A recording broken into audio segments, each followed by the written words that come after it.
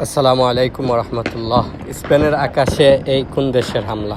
আসলে স্পেনের আকাশে কোনো দেশের হামলা নয়, এটি তাদের দেশে একটা উৎসব পালন করা হইতেছে। এই আতশবাজি ফুটাইয়া গরম আসছে, সামারের দিন আসছে, তারা এই সামারের দিনকে পালন করে নিতেছে, উৎসব পালন করে এই আতশবাজিগুলা ফুটাইয়া তারা এই গরমের দিনে বরণ করিয়া নেয় রাখে তারা দেশ।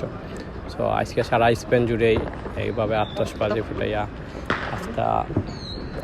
স্পেন বার্সেলোনায় কিছু জায়গা হাঁটিয়া দেখলাম যে অন্ধকার হয়ে গেছে, লাগতেছে যেন ইরানে যেভাবে হামলা হইতেছে ঠিক তেমনইভাবে বার্সেলোনায় হামলা হইতেছে। আসলে এগুলা কোনো হামলা নয়, এই তারা উৎসব পালন করতেছে তাদের।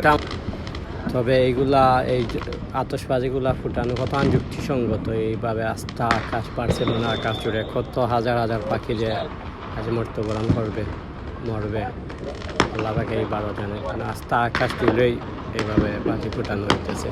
আর অনেক পাখি, পশু পাখির দেশ এটা, অনেক পাখিগুলা থাকে।